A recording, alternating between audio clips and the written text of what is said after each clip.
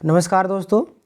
जैसा कि आप सभी जानते हैं कि हम लोग जैसे एसएससी जेल उत्पाद सिपाही झारखंड पुलिस के लिए जो सीरीज स्टार्ट किए थे उसको हम लोग जारी किए हुए हैं और आज हम लोग झारखंड के इतिहास का 14वां चैप्टर देखने वाले जिसका नाम है राष्ट्रीय आंदोलन। ठीक है, तो चलिए स्टार्ट करते हैं। इसके बाद एक चैप्टर और है, उसके बाद झारखंड का इतिहास थ्योरी सेक्शन समाप्त हो जाएगा। एमसीक्यू भी अपलोड हो गया है, झारखंड का ज्योग्राफी।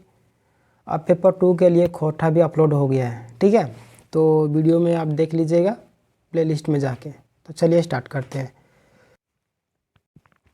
राष्ट्रीय आंदोलन ये आपका जेपीएससी जेएसएससी सभी एग्जामों के लिए इम्पोर्टेंट रहेगा। ठीक है, सबसे पहले हम लोग देखते हैं 1857 की क्रांति से ही राष्ट्रीय आंदोलन स्टार्ट हुआ था। झारखंड में 1857 की क्रांति।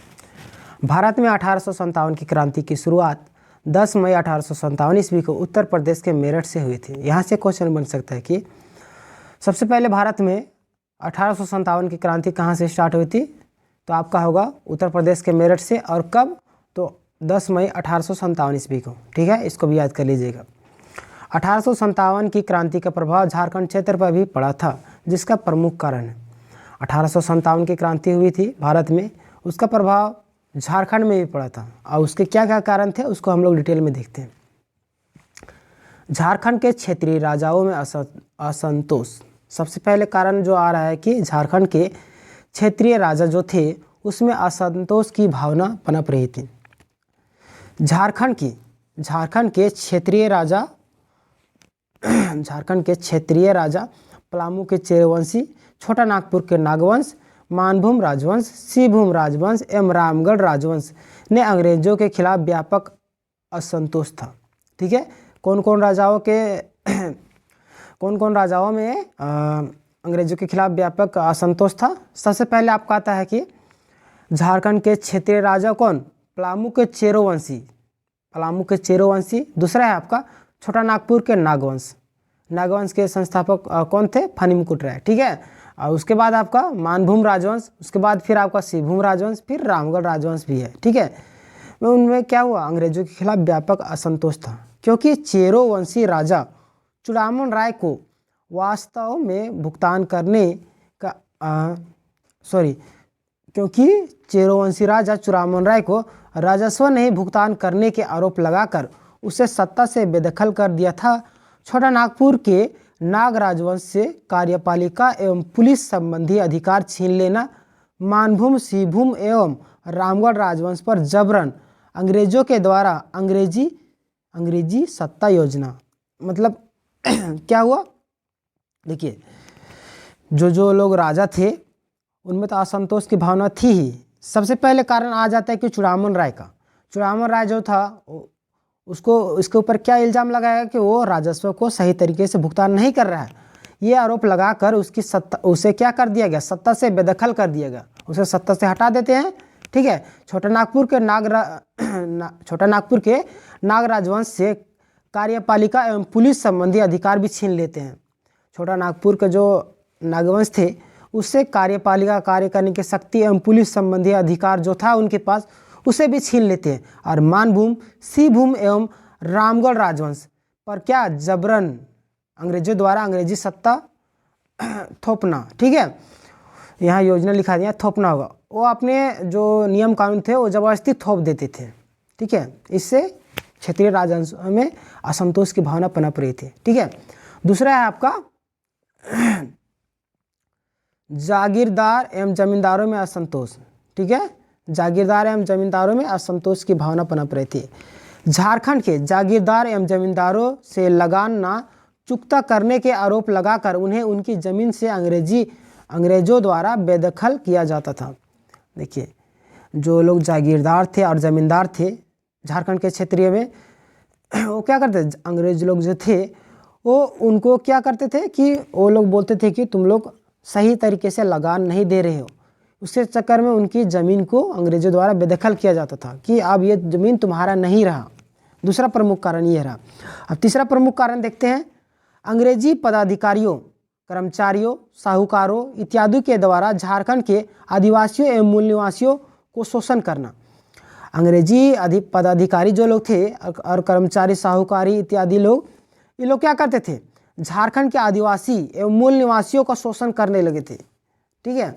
चौथा कारण आपका आता है अन्य घटनाएं। अन्य घटना में क्या क्या आ गया, अंग्रेजों के द्वारा झारखंड में विभिन्न आंदोलन के समय दमनकारी नीति एवं अन्य छिटपुट घटनाएं। देखिए अन्य घटनाएं में आपका आ जाएगा, जो अंग्रेज लोग थे झारखंड में विभिन्न आंदोलन के समय दमनकारी नीति अपनाते थे, जब जबरदस्ती आंदोलन को शांत कर देते थे। उन्हें क्या होता था, डर होता था कहीं ये बड़ा एक संगठित आंदोलन ना कर दे, जिसके कारण दमन कर देते। अन्य छिटपुट और भी कई सारी घटनाएं। ठीक है। उपर्युक्त कारणों के कारण झारखंड भी 1857 की क्रांति से अछूता ना रहा। ऊपर जितने भी कारण अभी बताए हम, उन सब कारणों के कारण झारखंड भी 1857 की क्रांति से अछूता ना रहा। और यहाँ पर भी इस क्रांति के व्यापक प्रभाव पड़ा था संथाल परगना क्षेत्र को छोड़कर। देखिए संथाल परगना क्षेत्र, यहाँ से क्वेश्चन बन सकता है कि 1857 की क्रांति किस क्षेत्र में प्रभाव नहीं पड़ा था, तो आपका आंसर होगा संथाल परगना। ठीक है, इसको भी याद कर लीजिएगा। चलिए आगे देखते हैं। झारखंड में 1857 की क्रांति की शुरुआत 12 जून 1857 ईस्वी को देवघर के रोहिणी गांव अजय नदी के तट पर से हुआ था। ठीक है। देखिए यहाँ से बनेगा, भारत में तो मेरठ से स्टार्ट हुआ था 10 मई को। ठीक है। और झारखंड में 12 जून को स्टार्ट हुआ। कहाँ के, देवघर से। ठीक है, देवघर के रोहिणी गांव जो कहाँ पे, अजय नदी के तट पर है। ठीक है। 12 जून 1857 ईस्वी को देवघर के रोहिणी में 32वीं रेजिमेंट के 3 भारतीय सैनिकों ने लेफ्टिनेंट नॉर्मन लेस्ली की हत्या करना शुरू कर दिया। देखिए भारत में हुआ था 34वीं नेटिव इन्फेंट्री के द्वारा, जिसके कौन थे, मंगल पांडे थे उसके सदस्य। ठीक है। और यहाँ पे झारखंड में 32वीं, ठीक है, 32वीं रेजिमेंट के 3 भारतीय सैनिकों ने लेफ्टिनेंट नॉर्मन लेस्ली की हत्या करके शुरू किया था। उसमें मंगल पांडे किसकी, बाग की, जनरल बाग की। हाँ जनरल बाग, हाँ शायद देख लीजिएगा एक बार, जनरल बाग ही होगा, उसकी हत्या कर दी थी। ठीक है।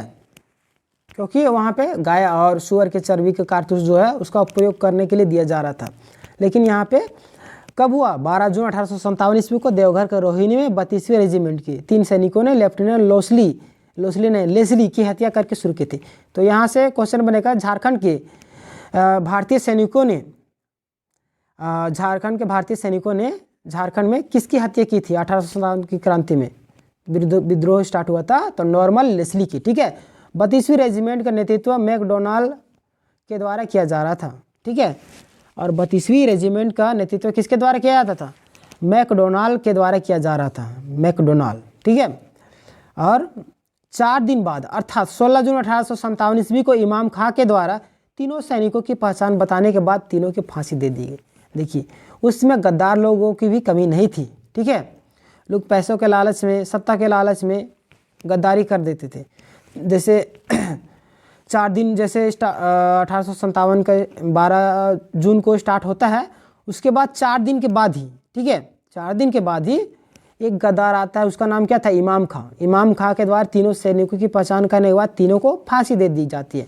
विद्रोह के बाद 32वीं रेजिमेंट के मुख्यालय बिहार से भागलपुर स्थानांतरित कर दिए गए। यहाँ से क्वेश्चन बनेगा कि 32वीं रेजिमेंट के बाद बिहार का मुख्यालय कहाँ पे स्थानांतरित किया गया था, तो आपका आंसर बनेगा भागलपुर। बिहार के भागलपुर में स्थानांतरित किया गया। ठीक है, बिहार के भागलपुर में।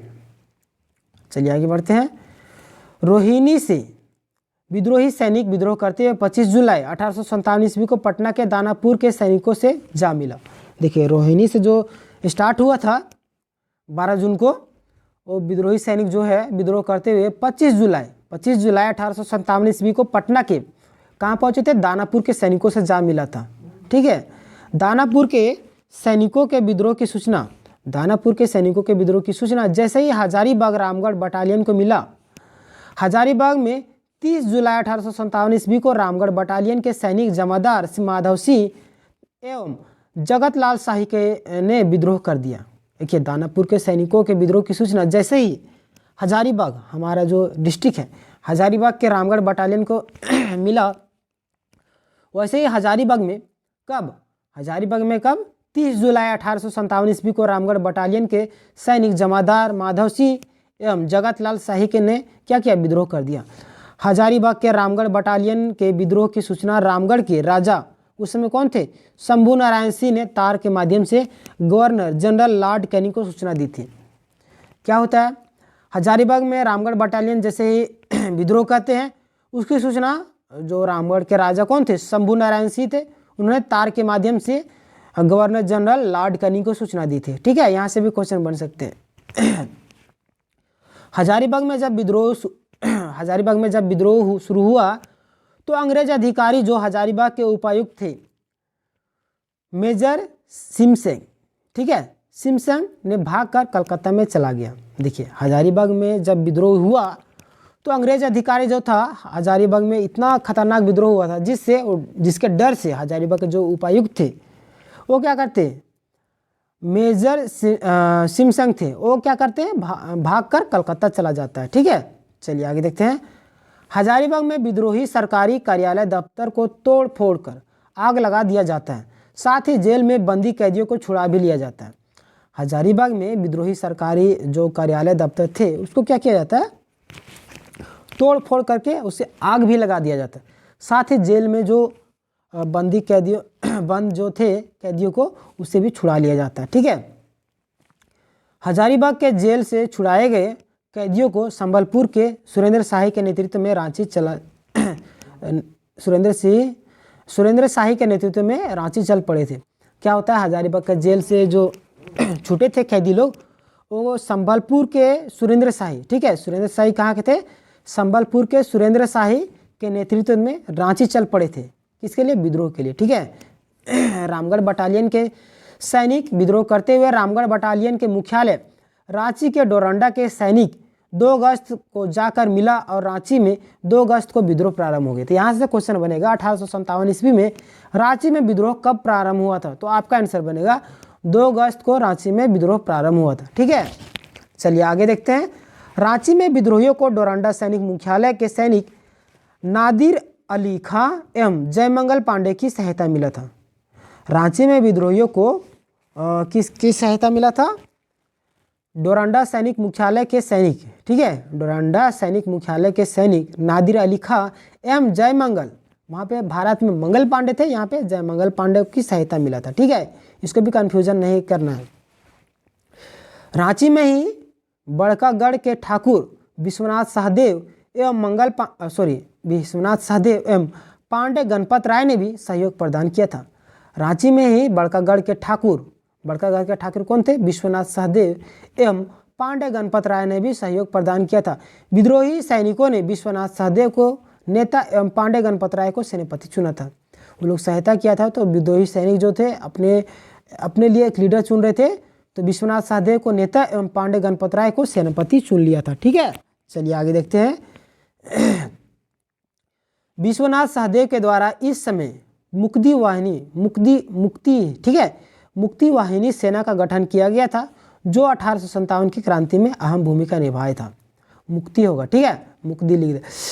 विश्वनाथ सहदेव के द्वारा क्या किया गया था, मुक्ति वाहिनी सेना का गठन किया गया था, जो 1857 की क्रांति में अहम भूमिका निभाया था। ठीक है, मुक्ति वाहिनी सेना बिहार के बाबू कुंवर सिंह के मार्गदर्शन में आंदोलन चला रहा था। मुक्ति वाहिनी सेना जो है किसके नेतृत्व में आंदोलन चला रहा था, तो बाबू कुंवर सिंह के मार्ग में क्या कर रहा था, आंदोलन चला रहा था। यहाँ से भी क्वेश्चन बनेगा कि मुक्ति वाहिनी सेना जो है बिहार के किसके नेतृत्व में आंदोलन चला रहा था, तो बाबू कुंवर सिंह के नेतृत्व में आंदोलन चला रहा था। ठीक है, चलिए आगे देखते हैं। इस सेना के सेनापति पांडे गणपत राय, मतलब किसके सेनापति, मुक्ति वाहिनी के सेनापति। ठीक है, पांडे गणपत राय एवं अन्य सैनिक के रूप में शेख भिखारी शामिल थे। ठीक है, मुक्ति वाहिनी सेना के सेनापति के रूप में पांडे गणपत राय एवं अन्य सैनिक के रूप में शेख भिखारी भी शामिल थे। हजारीबाग में शेख भिखारी मेडिकल कॉलेज भी है, ठीक है, जो कि हजारीबाग में बहुत ज़्यादा फेमस है, ये सरकारी अस्पताल है। ठीक है, रांची में जब विद्रोह किया गया तो विश्वनाथ सहदेव के नेतृत्व में रांची में तोड़फोड़ एवं भागजनी की गई। ठीक है, तथा जेल में कैदियों को छुड़ा लिया गया। देखिए, रांची में जब विद्रोह किया गया, रांची में विद्रोह कब हुआ, 2 तारीख को। ठीक है, जब रांची में विद्रोह किया गया तो विश्वनाथ सहदेव के नेतृत्व में रांची में तोड़फोड़ एवं भागजनी की गई तथा जेल में कैदियों को छुड़ा लिया गया था। जेल से कैदियों को क्या किया गया था? छुड़ा लिया गया था। ठीक है, चलिए आगे बढ़ते हैं। रांची में अगस्त 1857 ईस्वी को डाल्टन के आदेश पर मार्शल कानून लागू किए गए थे। रांची में अगस्त 1857 में किसके आदेश पर मार्शल कानून लागू की गई थी? डाल्टन के आदेश पर मार्शल कानून लागू की गई थी। ठीक है, रांची के विद्रोही सैनिक नादिर अली खां एवं सेनापति माधव सिंह के नेतृत्व में बिहार के वीर कुंवर सिंह के सैनिक से मिलने के लिए चतरा मार्ग होते हुए आगे बढ़ रहे थे, लेकिन चतरा में अंग्रेज अधिकारी मेजर इंग्लिश एवं नादिर अली और जयमंगल पांडे के मध्य 2 अक्टूबर 1857 ईस्वी को युद्ध हुआ। इस युद्ध में नादिर अली खां घायल हुआ और जयमंगल पांडे भाग गया था।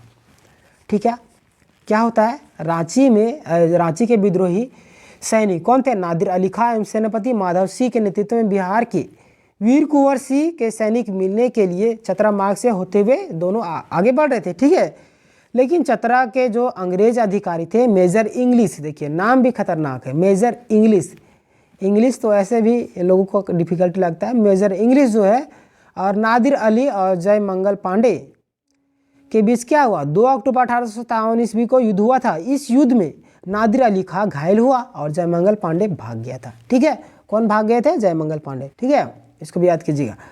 अंग्रेजों ने जयमंगल पांडे को पकड़ने के लिए 1000 का इनाम घोषित किया था। तो यहाँ से भी क्वेश्चन बनेगा कि अंग्रेज जयमंगल पांडे को पकड़ने के लिए कितने रुपये का इनाम घोषित किया था? तो 1000 रुपये का इनाम घोषित किया था। ठीक है, चलिए आगे बढ़ते हैं।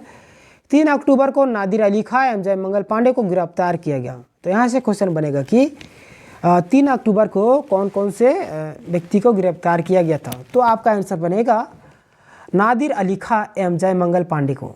ठीक है, और यहाँ फिर इस तरीके से क्वेश्चन बना दिया जाएगा कि नादिर अली खां एवं जयमंगल पांडे को गिरफ्तार कब किया गया था? तो आपका आंसर बनेगा 3 अक्टूबर को। ठीक है, और 4 अक्टूबर को उपायुक्त सिमसंग कहाँ के उपायुक्त थे?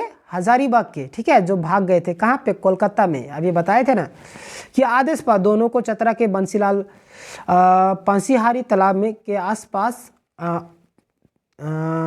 पंसीहारी तालाब के पास आम के पेड़ से लटका कर दोनों को फांसी दे दी गई थी। ठीक है, तो झारखंड के किस आंदोलनकारी को आम के पेड़ से लटका कर फांसी दे दी गई थी? तो आपका आंसर बनेगा नादिर अली खां एवं जयमंगल पांडे को। ठीक है, कब? 4 अक्टूबर को। 4 अक्टूबर को किसके आदेश पर? उपायुक्त सिमसंग। उपायुक्त कहाँ के थे? हजारीबाग के उपायुक्त सिमसंग थे। ठीक है, चलिए आगे देखते हैं। इसी समय विश्वनाथ सहदेव एवं पांडे गणपत राय लोहरदगा में गुरिल्ला युद्ध, यानी कि गुरिल्ला युद्ध किसे बोलते हैं? छापामार युद्ध कर रहे थे। ठीक है, किस में? जिसमें वो लोग को फांसी दिया गया। ठीक है, चलिए आगे बढ़ते हैं। इस समय और मांझी के पारा गांव के जमींदार टिकैत उमराव सिंह एवं दीवान शेख भिखारी ने चुटूपालू घाटी में अंग्रेजी सैनिकों के मार्ग अवरोध करने में लगा हुआ था। ठीक है, क्या हुआ? और मांझी के पारा गांव के जमींदार जो है टिकैत उमराव सिंह, ठीक है, उसमें कौन थे? टिकैत उमराव सिंह एवं दीवान शेख भिखारी सिंह चुटूपालू घाटी में अंग्रेज सैनिक के मार्ग अवरोध करने में लगे हुए थे। ठीक है, चलिए आगे बढ़ते हैं। 8 जनवरी 1858 ईस्वी को टिकैत उमराव सिंह एवं शेख भिखारी को टाइगर हिल रांची में फांसी दे दी गई था। तो देखिए इतने क्रूर लोग थे कि यहाँ के जो विद्रोही थे, हमारे सैनिक क्रांतिकारी नेता जो लोग जो थे, उसे पकड़ कर फांसी दे दिया गया था। फांसी दे दिया जाता था डायरेक्ट, किसी को घोड़े में घसीट के ले जाया जाता था। इतना क्रूर हत्या किया जाता था। ठीक है, तो टिकैत उमराव और शेख भिखारी को कहाँ पे फांसी दी गई थी? टाइगर हिल कहाँ पे है? रांची में है। ठीक है, टाइगर हिल में फांसी दे दी गई थी। कब? 8 जनवरी 1858 ईस्वी को। ठीक है, चलिए आगे बढ़ते हैं।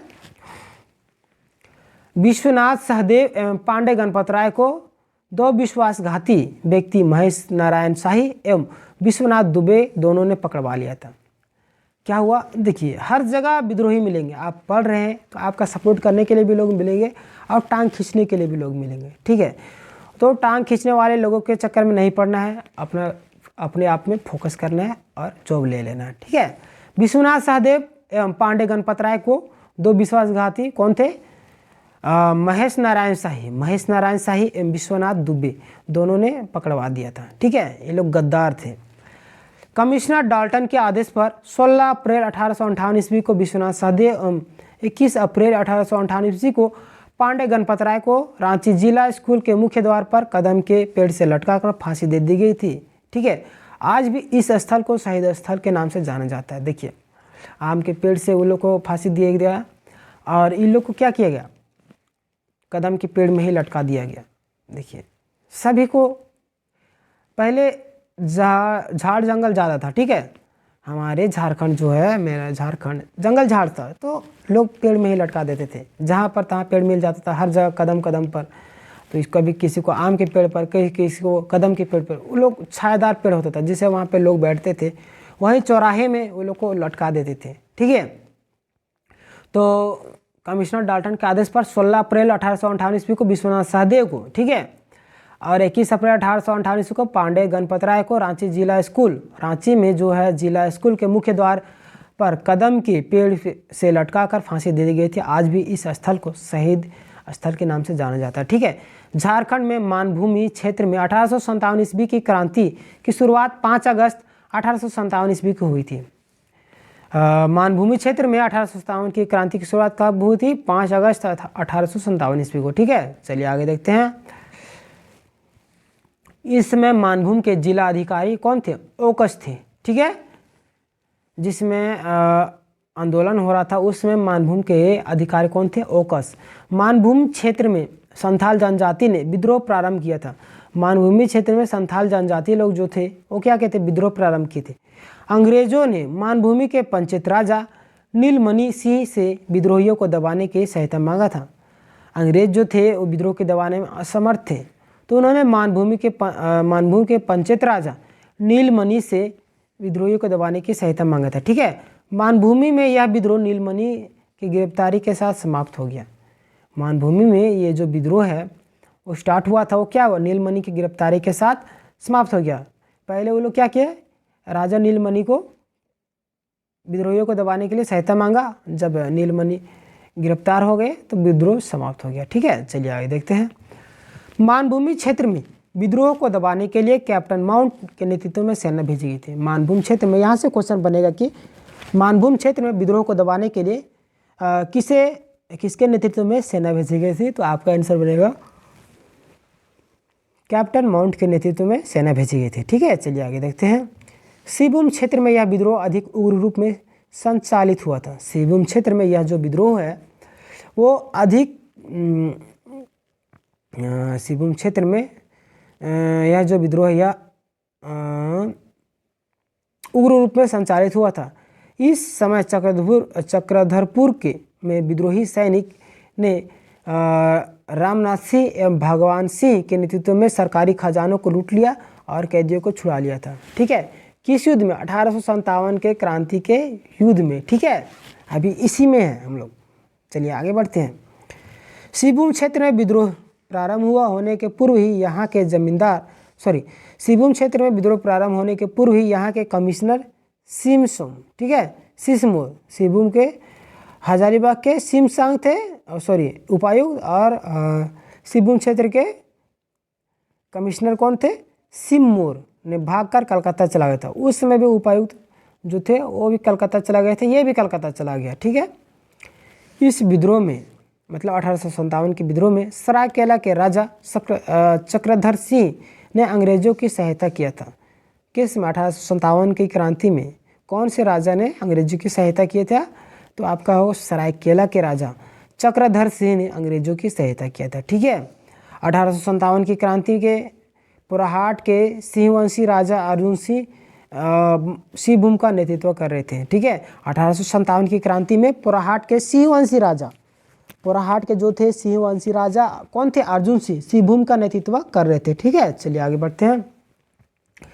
अर्जुन सिंह विद्रोही सैनिकों को संजय नदी को पार करने के लिए अपने दीवान जग्गू को सहायता के लिए भेजा था। ठीक है, अर्जुन सिंह जो है विद्रोही सैनिकों को संजय नदी पार करने के लिए अपने दीवान जग्गू सिंह की क्या किया था? जग्गू सिंह को सहायता के लिए भेजा था। चलिए आगे बढ़ते हैं। अर्जुन सिंह विद्रोहियों से विश्वासघात ना करने के लिए कुलदेवी पारो से क्या किया था? संकल्प लिया था। अर्जुन सिंह जो है विद्रोहियों से विश्वासघात ना करने के लिए अपनी कुलदेवी अर्जुन सिंह के कुल देवी कौन थी? पार्वती देवी का संकल्प लिया था। ठीक है, चलिए आगे बढ़ते हैं। अर्जुन सिंह को पकड़ने के लिए सिंहभूम के जिलाधिकारी आर.सी. बर्चे ने 1000 का इनाम भी दिया था। देखिए, अर्जुन सिंह को पकड़ने के लिए सिंहभूम के जिलाधिकारी कौन थे? आर.सी. बर्चे। सिंहभूम के जिलाधिकारी आर.सी. बर्चे ने 1000 का इनाम घोषित किया था। अर्जुन सिंह के दीवान जग्गू को कैप्टन हिल ने गिरफ्तार करके फांसी दे दिया। देखिए, अर्जुन सिंह के दीवान कौन थे? जग्गू जो टाइगर हिल टाइगर जो यहाँ नदी है ना, संजय नदी को पार करने के लिए वो अर्जुन सिंह के दीवान कौन थे? जग्गू। वो संजय नदी को पार करने के लिए विद्रोहियों को सहायता किया था। ठीक है, लेकिन अर्जुन सिंह के दीवान जग्गू को कैप्टन हिल ने क्या किया? गिरफ्तार किया और फांसी दे दिया गया। जिलाधिकारी आर.सी. बर्चे ने अर्जुन सिंह को आत्मसमर्पण करने के लिए कहा, लेकिन अर्जुन सिंह उसके आदेश को स्वीकार नहीं किया और आर.सी. बर्चे ने अर्जुन सिंह के महल को ध्वस्त कर दिया। क्या होता है? जिलाधिकारी आर.सी. बर्चे ने अर्जुन सिंह को आत्मसमर्पण करने के लिए कहा, लेकिन अर्जुन सिंह जो है उनकी बात को स्वीकार नहीं किया और आर.सी. बर्चे ने अर्जुन सिंह के महल को ध्वस्त कर दिया था। ठीक है, अर्जुन सिंह उड़ीसा के मयूरभंज के राजा के सलाह पर रांची के कमिश्नर डाल्टन के समक्ष आत्मसमर्पण कर दिया। ठीक है, अर्जुन सिंह क्या किए थे? उड़ीसा के जो मयूरभंज के राजा थे उसकी सलाह पर कमिश्नर के यहाँ के रांची के कमिश्नर के समक्ष आत्मसमर्पण कर देते हैं। ठीक है, 1857 की क्रांति का प्रभाव झारखंड के पलामू क्षेत्र पर भी पड़ा था। ये तो आप सभी जानते हैं, लेकिन संथाल परगना पर नहीं पड़ा था उस समय। ठीक है, यहाँ के नेतृत्वकर्ता 2 भाई नीलांबर पीताम्बर थे। ठीक है, 1857 की क्रांति का प्रभाव झारखंड के पलामू क्षेत्र पर भी पड़ा था और जो पलामू के नेतृत्व करते था कौन कौन थे? नीलांबर और पीताम्बर। ठीक है, चलिए आगे बढ़ते हैं। पलामू में विद्रोहियों को भोक्ता चेरो एवं खरवार जनजातियों ने सहायता किया था। यहाँ से क्वेश्चन बनेगा, पलामू में विद्रोहियों को कौन कौन से जातियों ने सहायता किया था? तो आपका आंसर बनेगा भोक्ता चेरो एवं खरवार जनजातियों ने सहायता किया था। ठीक है, पलामू में विद्रोहियों को कुचलने के लिए लेफ्टिनेंट ग्राहम के नेतृत्व में सेना भेजी गई थी, जिसे विद्रोहियों ने आक्रमण करके भगा दिया था। इसी के नेतृत्व में रामगढ़ बटालियन के विद्रोहियों को दबाने के लिए सेना भेजी गई थी। ठीक है, चलिए आगे देखते हैं। नीलांबर और पीताम्बर को गिरफ्तार करके डाल्टन के लेस्लीगंज में 28 मार्च 1855 ईस्वी को आम के पेड़ से लटकाकर फांसी दे दी गई। इससे पहले भी आम के पेड़ पर लटका के फांसी दिया गया था। अगर आप वीडियो में बने हैं तो आप हमें कमेंट करके बताएं कि आम के पेड़ पर किसे लटका के फांसी दिया गया था। और यहाँ पे भी आम के पेड़ पर लटका के फांसी दिया गया था। किसे? नीलांबर पीताम्बर को भी। ठीक है, तो नीलांबर पीताम्बर मोस्ट इंपॉर्टेंट बनता है। और इससे पहले जो आम के पेड़ पर लटका के फांसी दिया गया था उससे ज़्यादा क्वेश्चन नहीं बनते। ठीक है, कब? 28 मार्च 1855 होगा ईस्वी को आम के पेड़ से लटका के फांसी। यहाँ पे 58 होगा। ठीक है, मिस्टेक हो गया।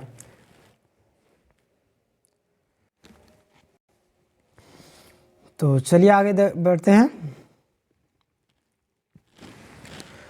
नीलांबर पीताम्बर को किस पेड़ पर लटका के फांसी दी गई थी? आम के पेड़ को। ठीक है, चलिए आगे बढ़ते हैं। इस विद्रोह में अंग्रेजों की सहायता करने के लिए किशुन दयाल सिंह एवं रघुदयाल सिंह ने को अंग्रेजों की ओर से राय बहादुर की उपाधि दी गई थी। देखिए, कौन कौन विद्रोही थे? इस विद्रोह मतलब 1857 की क्रांति में अंग्रेजों की सहायता जो लोग किए थे उसको राय बहादुर की उपाधि दी गई थी। और कौन कौन थे? किशुन दयाल सिंह एवं रघुवर दयाल सिंह। ठीक है, चलिए अब देखते हैं झारखंड में असहयोग आंदोलन। ठीक है, ये मोस्ट इम्पोर्टेंट क्वेश्चन बनता है यहाँ से, तो इसको ध्यान से देखिएगा। ठीक है, झारखंड में असहयोग आंदोलन। असहयोग आंदोलन की शुरुआत 1 अगस्त 1920 ईस्वी को हुआ था और 12 फरवरी 1922 ईस्वी तक चला था। ठीक है, यह जो आंदोलन है असहयोग आंदोलन, इसकी शुरुआत कब हुई थी? 1920 ईस्वी को। ठीक है, 1920 ईस्वी को हुआ था और कब तक चला था? 12 फरवरी 1922 ईस्वी को। 1 अगस्त और 12 फरवरी। ठीक है, याद कीजिए। इस आंदोलन के मुखिया कारण रॉलेट एक्ट, जालियांवाला बाग हत्याकांड एवं खिलाफत आंदोलन था। इस आंदोलन को स्टार्ट करने का मुख्य उद्देश्य था जो रॉलेट एक्ट, ठीक है, जालियांवाला बाग हत्याकांड एवं खिलाफत आंदोलन था। यह आंदोलन गांधी जी के द्वारा संचालित की गई थी। गांधी जी ने दक्षिण अफ्रीका से 1915 ईस्वी को भारत आने के बाद 1 वर्ष तक भारत में भ्रमण किया था। गांधी जी असहयोग आंदोलन की शुरुआत किए थे। सबसे पहले वो भारत आते हैं, कब? दक्षिण अफ्रीका से 1915 ईस्वी में आते हैं और आने के बाद 1 वर्ष तक भारतवर्ष का भ्रमण करते हैं। उसके बारे में जानकारी इकट्ठा करते हैं कि भारत में, देश में क्या क्या समस्या है। लोग बोलते हैं कि गांधी जी 1 साल आने के बाद भारत देश का भ्रमण करने से मुख्य उद्देश्य यही था कि भारत के कमजोरियों को जानना, उनकी गलतियां और क्या क्या प्रॉब्लम थे उसके बारे में जानना। क्योंकि अगर हम किसी चीज़ का नेतृत्व करते हैं, उसके बारे में अगर हमें जानकारी नहीं होती है तो उस चीज़ में हम असफल हो जाते हैं। तो इसी तरीके से गांधी जी 1 साल पूरा भ्रमण किए, उसके बाद आंदोलन को चलाना स्टार्ट कर दिए। इस समय गांधी जी अंग्रेज़ों को भारत के लिए अच्छा मानते थे। जिसमें वो भ्रमण कर रहे थे उसमें गांधी जी अंग्रेज़ों के लिए भारत में अच्छा मानते थे कि भारत में रहे। लेकिन रॉलेट एक्ट, जालियांवाला बाग हत्याकांड एवं खिलाफत आंदोलन के बाद अंग्रेज़ को शैतान की संज्ञा दी गई। जब रॉलेट एक्ट की घटना हुई, जालियांवाला बाग हत्याकांड हो गया, खिलाफत आंदोलन हो गया, उसके बाद क्या हुआ? अंग्रेज़ों को शैतान की संज्ञा दे दिया गया था, ठीक है। शैतान की संज्ञा देने के बाद गांधी जी के द्वारा जालियांवाला बाग हत्याकांड एवं खिलाफत आंदोलन के लिए खेद प्रकट करने, माफ़ी मांगने एवं जांच कमेटी का गठन करने के लिए अंग्रेज़ों को कहा, ठीक है। गांधी जी बोलते हैं कि जालियांवाला बाग हत्याकांड एवं खिलाफत आंदोलन में दुख प्रकट करने के लिए, माफ़ी मांगने के लिए जांच कमेटी का गठन करने के लिए कौन कहते हैं? गांधी जी। किसे? अंग्रेज़ों को, ठीक है। और यदि यह प्रस्ताव अंग्रेज़ों के द्वारा नहीं माना जाएगा तो असहयोग आंदोलन चलाने की धमकी भी दी थी। जब कमेटी का गठन नहीं किया जाएगा तो गांधी जी क्या करेंगे? असहयोग आंदोलन चलाएंगे, ठीक है। अंग्रेजों द्वारा गांधी जी के प्रस्ताव स्वीकार नहीं किया गया और गांधी जी के द्वारा असहयोग आंदोलन चलाने के लिए निश्चित किया गया, ठीक है। जब अंग्रेज गांधी जी के प्रस्ताव को स्वीकार नहीं करते हैं तो गांधी जी द्वारा असहयोग आंदोलन चलाने का निश्चय किया गया, ठीक है। गांधी जी अंग्रेजों के खिलाफ असहयोग आंदोलन कांग्रेस के समर्थन से चलाना चाहते थे। गांधी जी जो है अंग्रेजों के खिलाफ असहयोग आंदोलन जो है कांग्रेस के समर्थन से चलाना चाहते थे। इसीलिए 1920 ईस्वी में कोलकाता में कांग्रेस के विशेष अधिवेशन में असहयोग आंदोलन चलाने के लिए प्रस्ताव पारित की गई थी। इस प्रस्ताव को अस्थायी रूप से 1920 ईस्वी को कांग्रेस के नागपुर अधिवेशन में पास की गई, ठीक है। क्या होता है? गांधी जी जो है असहयोग अंग्रेजों के खिलाफ असहयोग आंदोलन जो है कांग्रेस के समर्थन से चलाना चाहते थे, ठीक है। इसीलिए 1920 ईस्वी में कोलकाता के कांग्रेस के विशेष अधिवेशन में असहयोग आंदोलन चलाने के लिए प्रस्ताव पारित की गई, ठीक है। इस प्रस्ताव में अस्थायी रूप से 1920 ईस्वी को कांग्रेस के नागपुर अधिवेशन में पास की गई थी, ठीक है। किस अधिवेशन में असहयोग आंदोलन पास की गई थी चलाने के लिए? नागपुर अधिवेशन में। यहाँ से मोस्ट इम्पोर्टेंट बन सकते हैं। असहयोग आंदोलन के लिए प्रस्ताव पारित होने के बाद 1 अगस्त 1920 ईस्वी को आंदोलन प्रारंभ की गई। देखिए, असहयोग आंदोलन जो नागपुर अधिवेशन में पास हो गया, पारित हो गया, ठीक है।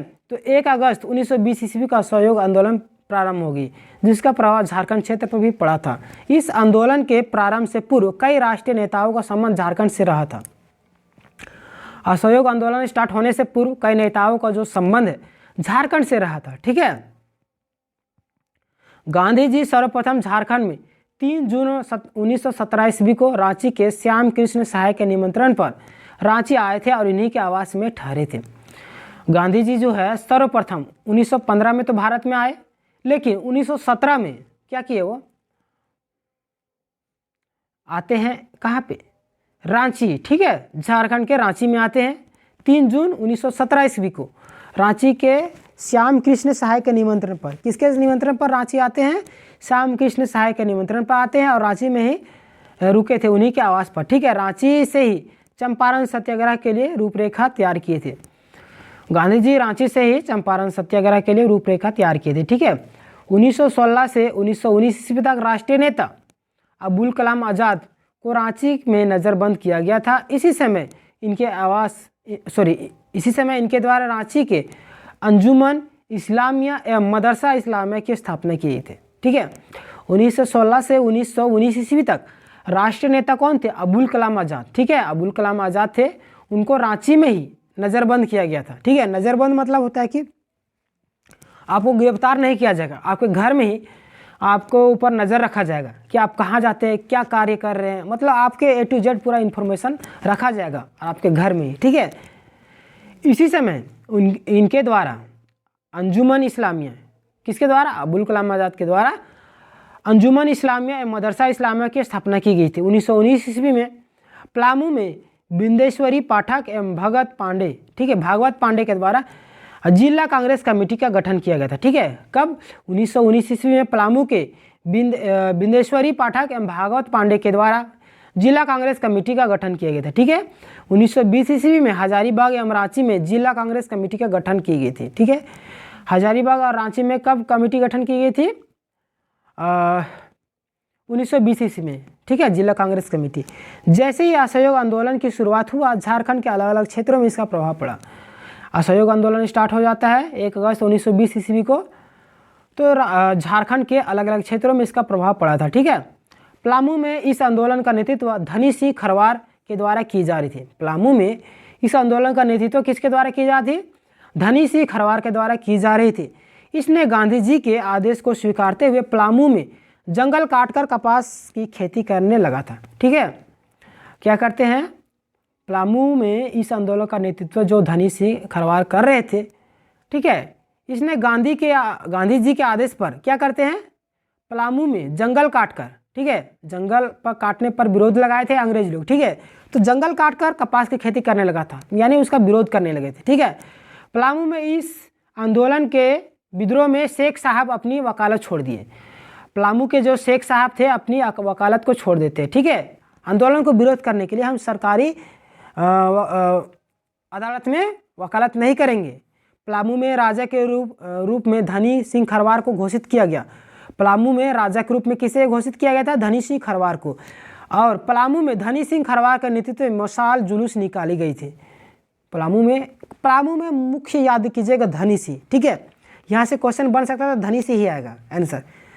हाँ, लेकिन विद्रोहियों को प्रशासन के द्वारा खदेड़ दिया गया। विद्रोही जो कर रहे थे धनी सिंह के द्वारा, उनके साथ जो लोग थे उससे खदेड़ दिया गया। ठीक है, पलामू में 10 अक्टूबर 1920 ईस्वी को कोसी एक एंड्रयूज को पलामू में 10 अक्टूबर 1920 ईस्वी को CF एंड्रयूज के अध्यक्षता में 15वीं बिहार स्टूडेंट कॉन्फ्रेंस हुआ था। ठीक है, पलामू में कब हुआ था? 10 अक्टूबर 1920 ईस्वी को CF एंड्रयूज के अध्यक्षता में 15वीं स्टूडेंट कॉन्फ्रेंस हुआ था। ठीक है, बिहार। ठीक है, इस सम्मेलन में विदेशी वस्तुओं को बहिष्कार एवं स्वदेशी वस्तुओं को स्वीकार करने का आंदोलन चलाया गया था।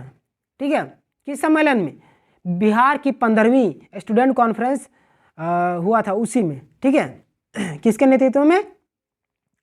CF Andrews. ठीक है, ऐसा नाम भी रहता है कि जीभ भी नहीं पलटाता है बोलते समय, खतरनाक। इसी समय पलामू के प्रथम राष्ट्रीय विश्वविद्यालय की स्थापना की गई थी। कब?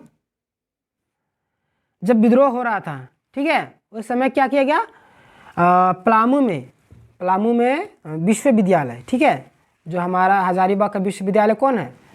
विनोबा भावे विश्वविद्यालय। ठीक है, जब 1800 असहयोग आंदोलन स्टार्ट हुआ था 1 अगस्त 1920 ईस्वी को, इसी समय पलामू में प्रथम राष्ट्रीय विश्वविद्यालय की स्थापना की गई थी। इसके बाद रांची, लोहरदगा, चक्रधरपुर, चतरा, गिरिडीह एवं धनबाद में भी राष्ट्रीय विश्वविद्यालय की स्थापना की गई थी।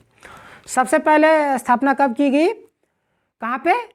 पलामू में। ठीक है, उसके बाद फिर बाकी बात रांची, लोहरदगा, चक्रधरपुर, चतरा, गिरिडीह एवं धनबाद के राष्ट्रीय विश्वविद्यालय की स्थापना की गई थी। ठीक है, हजारीबाग क्षेत्र में इस आंदोलन का व्यापक प्रभाव रहा। हजारीबाग क्षेत्र में इस आंदोलन का क्या रहा? व्यापक प्रभाव रहा। यहाँ के रामनारायण सिंह ने अपनी वकालत छोड़ दिए थे और सरकारी कॉलेजों में विद्यार्थी जो पढ़ रहे थे वो भी अपनी पढ़ाई को छोड़ देते थे। देखिए उस समय कितने त्याग किए थे लोग, अपनी पढ़ाई तक को छोड़ देते थे, अपनी वकालत, अपनी रोजी रोटी चलने वाले जो उसको छोड़ दिए थे। ठीक है, उसमें इसे बोलते हैं बलिदान। हजारीबाग क्षेत्र में इस आंदोलन का व्यापक प्रभाव पड़ा था, जिसमें राम नारायण सिंह ने अपनी वकालत छोड़ दी थी और जो सरकारी कॉलेजों में विद्यार्थी पढ़ रहे थे उन्होंने अपनी पढ़ाई को भी छोड़ दिया था। देखिए आगे देखते हैं हम लोग। हजारीबाग में 5 से 6 अक्टूबर 1921 ईस्वी को श्रीमती सरला देवी की अध्यक्षता में 16वीं बिहार स्टूडेंट कॉन्फ्रेंस की गई थी। किसके नेतृत्व में 16वीं बिहार स्टूडेंट कॉन्फ्रेंस की गई थी? श्रीमती सरला देवी, ठीक है, इसके नेतृत्व में 16वीं बिहार स्टूडेंट कॉन्फ्रेंस की गई थी। चलिए, इस सम्मेलन में राम नारायण सिंह, कृष्ण वल्लभ सहाय एवं बजरंग सहाय ने संबोधन किया था।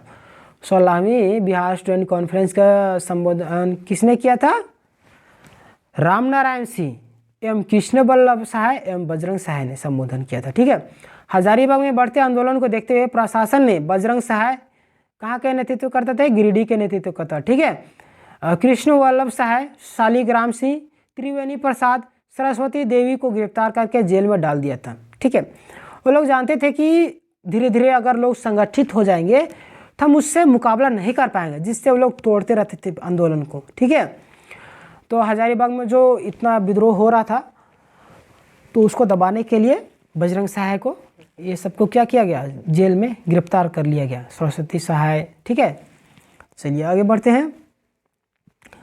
हजारीबाग में एक जेल है जिसका नाम है क्या? जयप्रकाश नारायण जेल। जयप्रकाश जो थे वो हजारीबाग के जेल से अपने साथियों को लेकर भाग गए थे। ठीक है, यहाँ से भी क्वेश्चन बनते हैं। असहयोग आंदोलन के प्रभाव झारखंड के रांची क्षेत्र पर भी पड़ा था। यहाँ कई सभाओं को आयोजित किया गया था। ठीक है, हजारीबाग में जो यहाँ जो अभी बताए थे, हजारीबाग में जो जेल है उसकी किस क्रांतिकारी के नाम पर पड़ा है? ठीक है, तो ये इस तरीके से क्वेश्चन पूछा जाता है, तो आपका आंसर होगा जयप्रकाश नारायण। ठीक है, चलिए आगे देखते हैं। इस आंदोलन के समय गांधी जी चौथी बार झारखंड आए थे।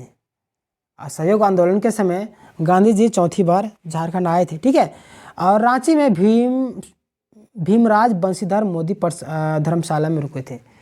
तो यहाँ से क्वेश्चन बनेगा कि गांधी जी चौथी बार जब झारखंड आए तो उस समय किस धर्मशाला में रुके थे?